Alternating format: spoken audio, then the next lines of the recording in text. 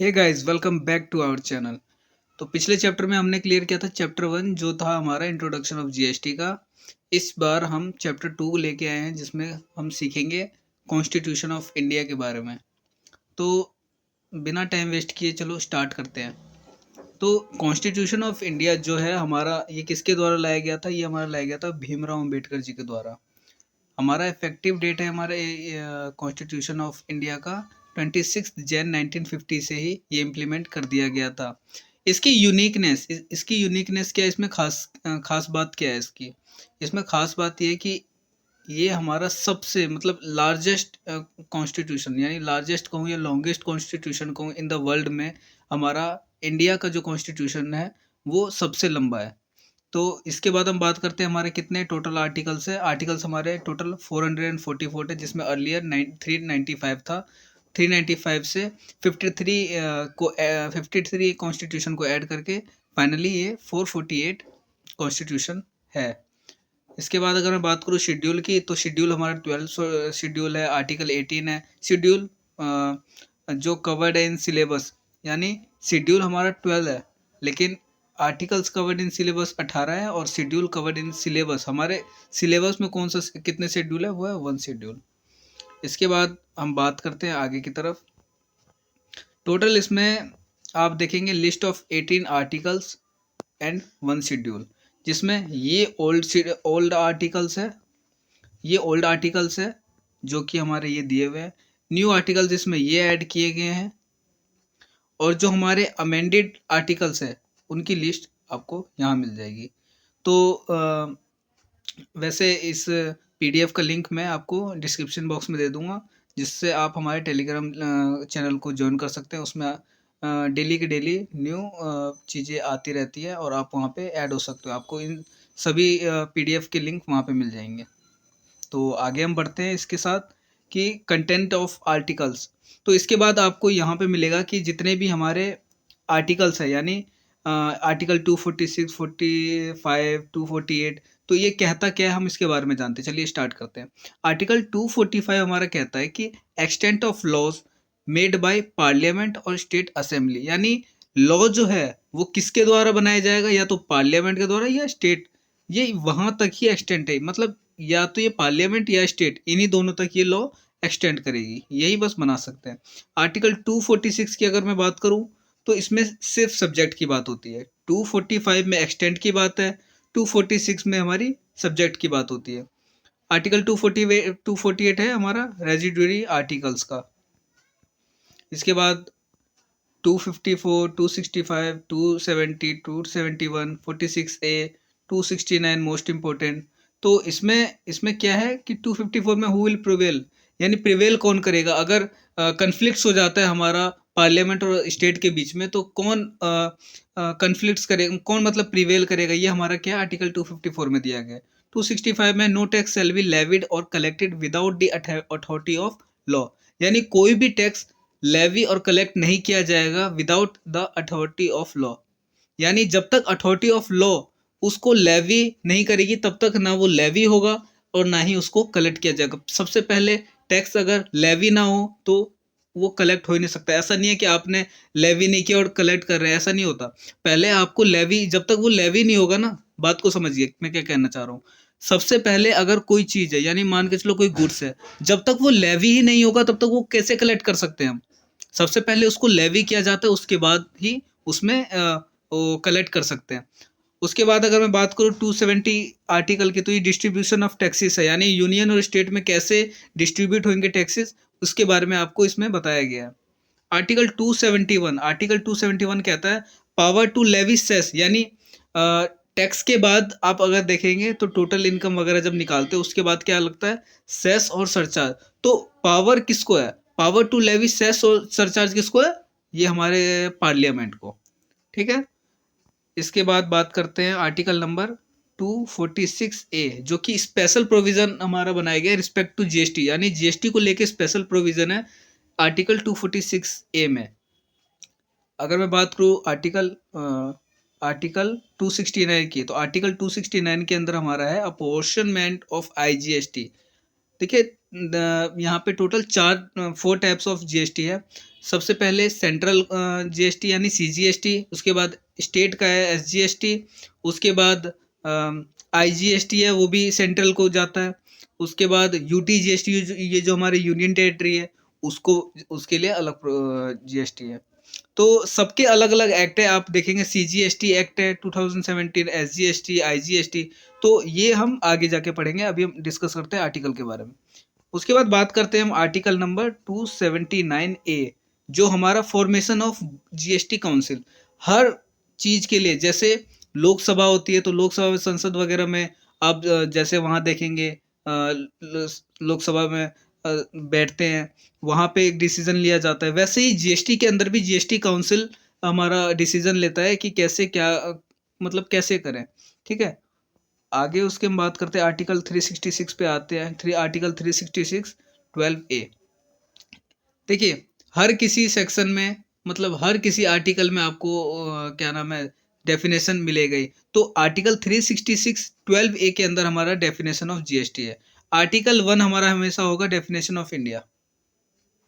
ठीक है, उसके बाद हम बात करते हैं आर्टिकल 246, 245, 248, 254। ये क्या हमारा कॉन्स्टिट्यूशन ऑफ इंडिया को लेकर बनाए, जो कि रेफर किया गया 7th शेड्यूल में। 7th शेड्यूल में इसको रेफर किया गया है। देखो जो हमारा 7th शेड्यूल होता है ना, उसमें 3 लिस्ट तैयार की गई है। सबसे पहली लिस्ट है सेंट्रल लिस्ट, सेकेंडरी स्टेट, और आफ्टर दैट कॉन्करेंट लिस्ट। ठीक है, अब कौन क्या मतलब किसके पास क्या पावर है, पहली लिस्ट में क्या है, सेकंड लिस्ट में क्या है, और लास्ट लिस्ट में यानी लिस्ट नंबर 3 इसमें क्या है, तो वो हम आगे अभी डिस्कस करते हैं। तो चलिए बात करते हैं लिस्ट के बारे में। तो सबसे पहला जो लिस्ट है वो है या तो यूनियन लिस्ट कहें या सेंट्रल लिस्ट, बात एक ही है। दूसरा लिस्ट है स्टेट लिस्ट के बारे में, और तीसरा है कॉन्करेंट लिस्ट के बारे में। तो सबसे पहले लॉ किस पे लॉ क्या बनाती है, मतलब लॉ मेकिंग अथॉरिटी। ठीक है, तो सबसे पहले लिस्ट 1 में सेंट्रल लिस्ट में कौन लॉ प्रिवेल करेगा, पार्लियामेंट। सेकंड में कौन प्रिवेल करेगा, स्टेट लेजिस्लेचर। और कॉन्करेंट में या तो पार्लियामेंट या मतलब लिस्ट 1 में टोटल बात करेंगे हम पार्लियामेंट के बारे में। ठीक है, पार्लियामेंट किसके बिहाफ पे, सेंट्रल के। दूसरे में बात करेंगे हम स्टेट लेजिस्लेचर के बारे में, वो कौन प्रिवेल वो किस लिस्ट में आता है, सेकंड लिस्ट में, जो कि है स्टेट लिस्ट के बारे में। और फाइनल जो हमारा लिस्ट 3 है वो है हमारा कॉन्करेंट लिस्ट, जो कि अगर पहले और दूसरे में अगर किसी की बात नहीं संभली तो वो लिस्ट 3 में प्रिवेल करेगा। तो उसके बाद बात करते हैं एक्सटेंट ऑफ लॉज। एक्सटेंट, पहली लिस्ट हमारी होल ऑफ इंडिया और सेकंड हमारी क्या होल ऑफ स्टेट, और फाइनल की तो कोई बात ही नहीं। लास्ट में तो ये है कि या तो पार्लियामेंट करता है या स्टेट लेजिस्लेचर करता है, तो उस हिसाब से वो प्रिवेल करते हैं। चलिए आगे बात करते हैं आर्टिकल 245। आर्टिकल 245 या तो पार्ट ऑफ इंडिया का होगा या क्या होगा, पार्ट ऑफ स्टेट। यानी लिस्ट 1 में या तो पार्ट ऑफ इंडिया की बात होगी, क्योंकि सेंट्रल लिस्ट है, तो सेंट्रल लिस्ट तो पार्ट ऑफ इंडिया में बात करेंगे। अगर स्टेट लिस्ट है तो पार्ट ऑफ स्टेट के बारे में बात करेंगे।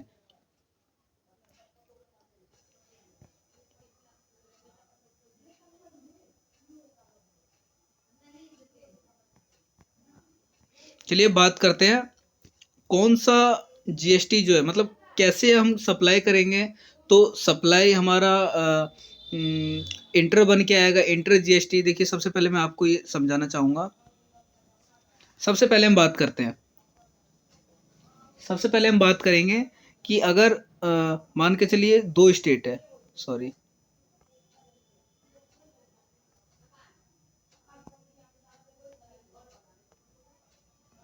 2 स्टेट है, पहला ये और दूसरा ये।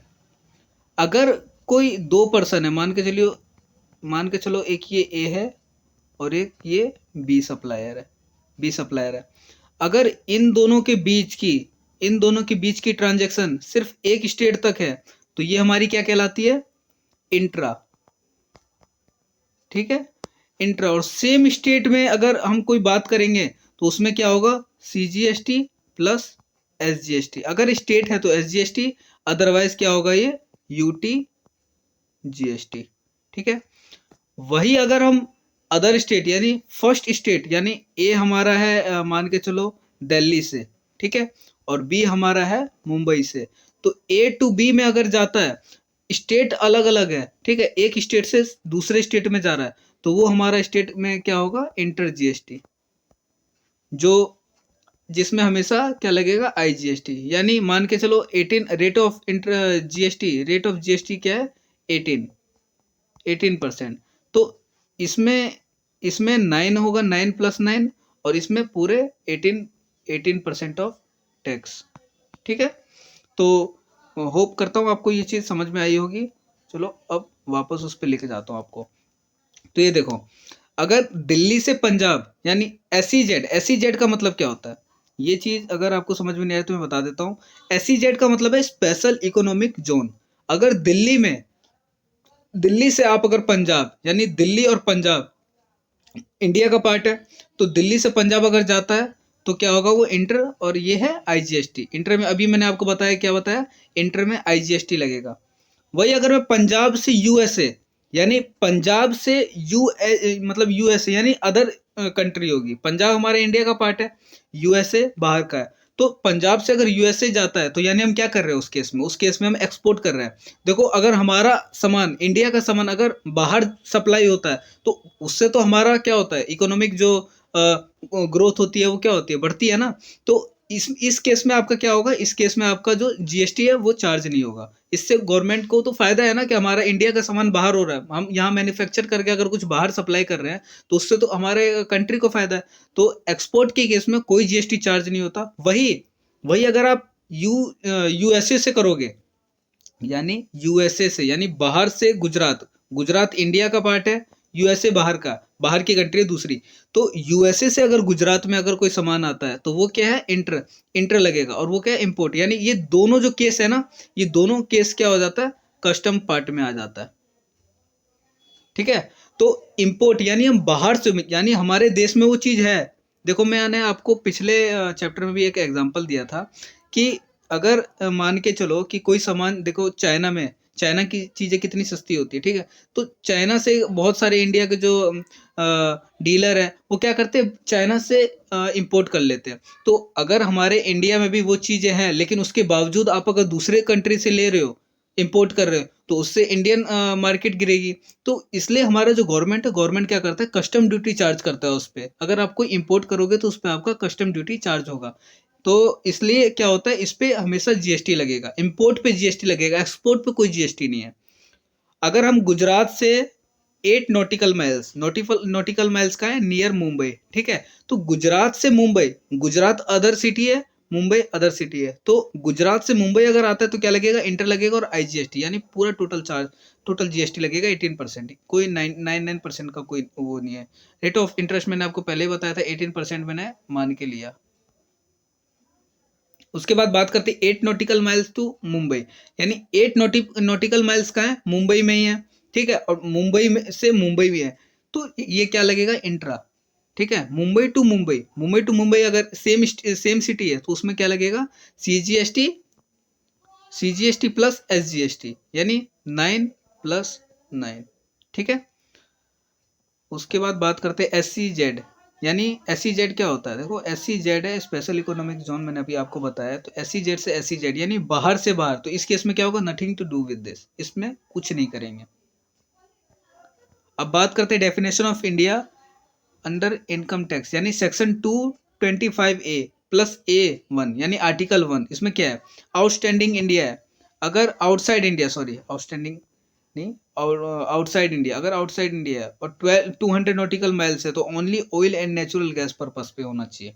200 नॉटिकल माइल्स के अंदर क्या होना चाहिए, only oil and natural gas के पर्पस पे होना चाहिए। वही अगर 12 नॉटिकल माइल्स की बात करें तो वो क्या होगा, फॉर ऑल पर्पस। इसमें कुछ चेंजेस है, वो मैं आपको बाद में समझा दूंगा। डेफिनेशन ऑफ इंडिया की बात करते हैं। Definition of India under custom law क्या होता है, सेम क्या है, कस्टम लॉ में 200 नॉटिकल माइल तक ही ईईजेड है, एंड 200 नॉटिकल माइल तक ही आईसीडब्ल्यू, यानी इंडियन कस्टम वाटर है। ठीक है, ये सब बेसिक चीजें, ये सब आपको पता होनी चाहिए। आर्टिकल 265 क्या कहता है, no tax shall be levied or collected without authority of law, ये मैंने आपको जब शॉर्ट में हम बात कर रहे थे तब भी आर्टिकल 265 वहां भी आया था, तो उसमें क्या लिखा हुआ था, जब तक अथॉरिटी ऑफ लॉ नहीं कहेगा तब तक वो ना चीज वो लेवी होगी ना कलेक्ट होगी, जब तक लेवी नहीं होगी तब तक हम कलेक्ट नहीं कर पाएंगे।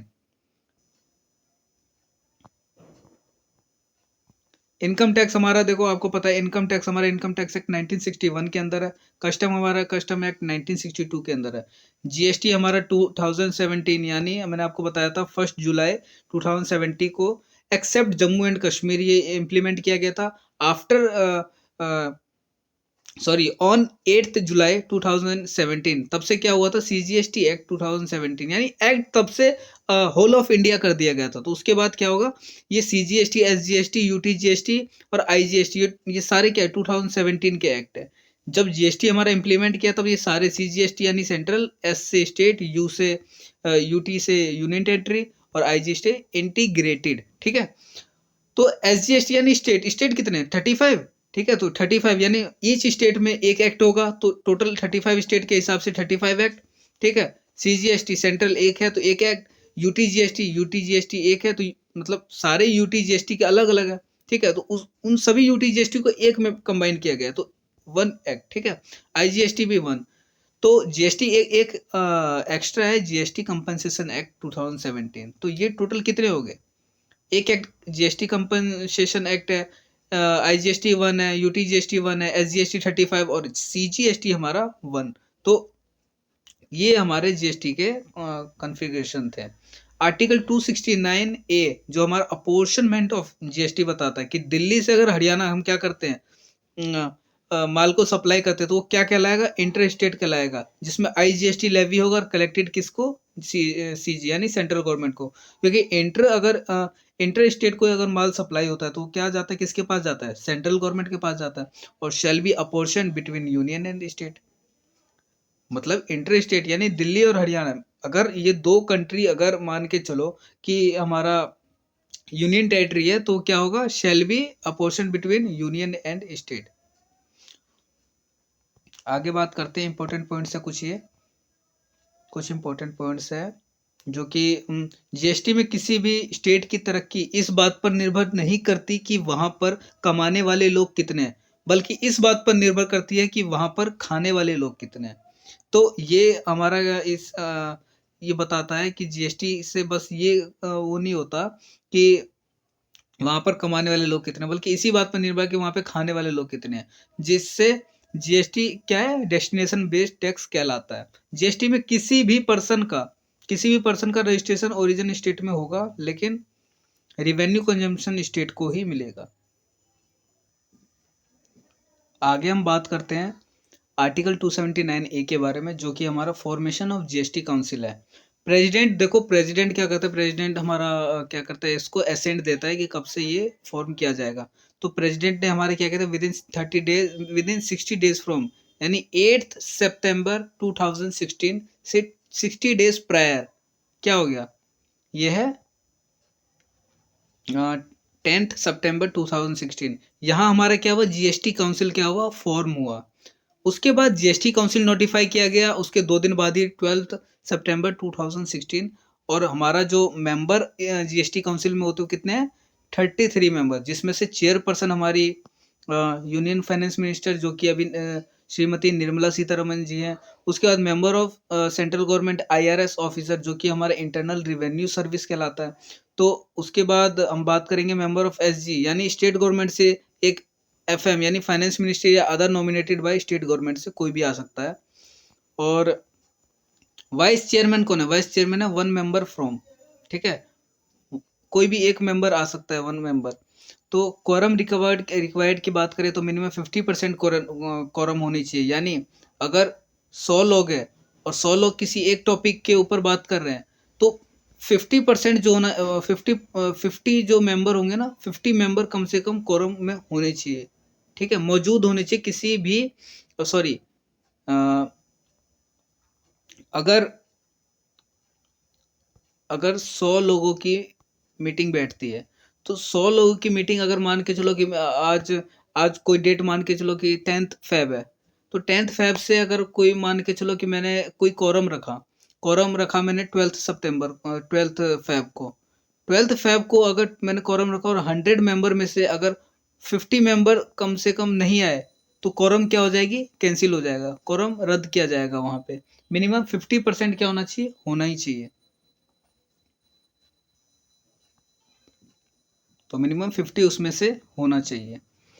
वोटिंग इन फेवर कितना होना चाहिए 75% फेवर में होना चाहिए। यानी अगर मैं बात करूं 40 क्या नाम है 4 मेंबर में से 3 यानी 3/4 होना ही चाहिए। हर 4 में से 3 क्या होना चाहिए, फेवर में होना चाहिए, जिसमें से सेंट्रल गवर्नमेंट का 1/3 हिस्सा होना चाहिए। ठीक है, मिनिमम 1/3 होना चाहिए और सेंट्रल गवर्नमेंट का 2/3, तभी क्या होगा, सक्सेस होगा कोरम।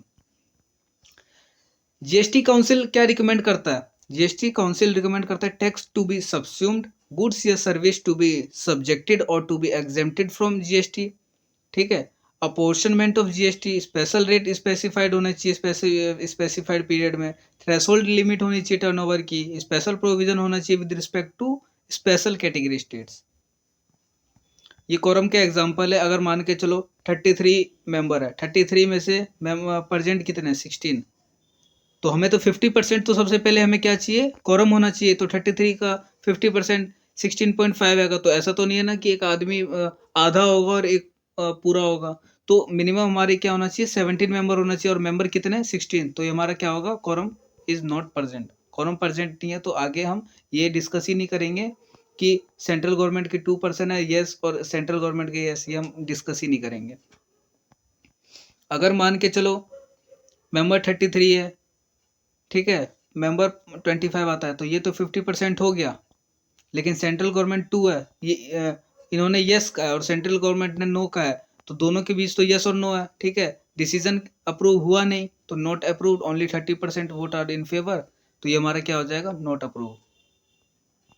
आर्टिकल 270 के बारे में देखते हैं। आर्टिकल 270 क्या कहता है, distribution of taxes between union and state. तो क्या होगा इसमें, all of the taxes and duties referred in union list shall be levied and collected by क्या होना चाहिए, गवर्नमेंट ऑफ इंडिया, और shall be distributed between क्या होना चाहिए, यूनियन एंड स्टेट।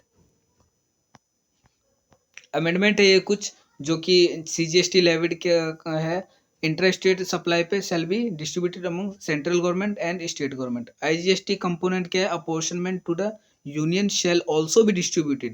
देखो अगर मैं बात करूं नेम ऑफ टैक्सेस की, तो नेम क्या है, इनकम टैक्स। इनकम टैक्स किसके अंदर है, सेंट्रल गवर्नमेंट को, अपॉर्शनमेंट है इसकी। सीजीएसटी किसके अंडर है, सेंट्रल गवर्नमेंट की अपॉर्शनमेंट है। एसजीएसटी अपॉर्शनमेंट नहीं है। ठीक है, यूटीजीएसटी सेंट्रल गवर्नमेंट को अपॉर्शनमेंट नहीं है। आईजीएसटी किसमें, सेंट्रल गवर्नमेंट का भी जाता है, और एससी यानी कुछ हिस्सा जो है ना, ये हम आगे पढ़ेंगे आर्टिकल 269A में भी देखना। उसमें क्या है कि सेंट्रल गवर्नमेंट जो है ना, मतलब आईजीएसटी हमारा पूरा टैक्स क्या जाता है, आईजीएसटी के पास जाता है। लेकिन आईजीएसटी जो है ना, कुछ हिस्सा यानी सेंट्रल गवर्नमेंट अपना कुछ हिस्सा क्या करता है, तो स्टेट गवर्नमेंट को भी देता है। इसके बाद बात करते हैं इसके बाद हम बात करते हैं आर्टिकल 271 के बारे में। क्या कहता है, पावर टू लेवी सेस और सरचार्ज। यानी आपको पता है जीएसटी वगैरह लगने के बाद आपका क्या लगेगा, मतलब सेस और सरचार्ज भी लगता है, जो कि किसके द्वारा लगेगा, पार्लियामेंट के द्वारा। पार्लियामेंट इसको प्रिवेल करेगी। तो पार्लियामेंट में at any time increase any tax bye surcharge for the purpose of union. और कंसेप्ट ऑफ सेस क्या है, देखो कंसेप्ट ऑफ सेस हमारा है, नेम ऑफ सेस, सेस का नाम क्या है, हेल्थ एंड एजुकेशन सेस, जो कि हमेशा 4% आपका अभी सेस का रेट क्या है 4%। और जीएसटी कंपनसेशन सेस है। उसके बाद डीओबी क्या है हमारा, फाइनेंस एक्ट 2018, जो कि जीएसटी कंपनसेशन एक्ट 2017 में है। रेट क्या है इसके, रेट हमेशा 4%, आपको मैंने यहाँ भी बताया था। और 290% क्या है जीएसटी के। तो इनकम टैक्स के 4% है, ठीक है, जीएसटी के क्या है 3% से 290% तक। लेविड क्या कौन करेगा, टैक्स होगा, और ये टैक्स पे लेविड होगा, और ये जीएसटी क्या होगा, वैल्यू ऑफ सप्लाई पे। नेचर इसका क्या होगा, इनकम टैक्स का डायरेक्ट टैक्स, और जीएसटी का क्या होता है, इनडायरेक्ट टैक्स। इसके बाद ये कुछ हमारे अमेंडमेंट आर्टिकल्स है, ये मैं आपको टेलीग्राम का लिंक डिस्क्रिप्शन में दूंगा, ये आपको नोट्स वहाँ मिल जाएंगे। आप इसको सीक्वेंसली क्या कर सकते हैं, रीड कर सकते हैं। 268, 269, 268 ये आपको मैंने स्टार्टिंग में बताया था कि कुछ-कुछ अमेंडमेंट है। तो इसी के साथ वीडियो को एंड करता हूँ और होप करता हूँ आपको ये वीडियो बहुत पसंद आई होगी और अगर पसंद आई हो तो इस वीडियो को ज़्यादा से ज़्यादा शेयर करें कि और भी दूसरे बच्चों तक हमारी चैनल का मतलब उनको पता चल सके इस चैनल के बारे में और वो हमारे साथ ज़्यादा से ज़्यादा हिस्सों में जुड़े और टिल देन मिलते हैं अगले वीडियो में। Till then bye bye.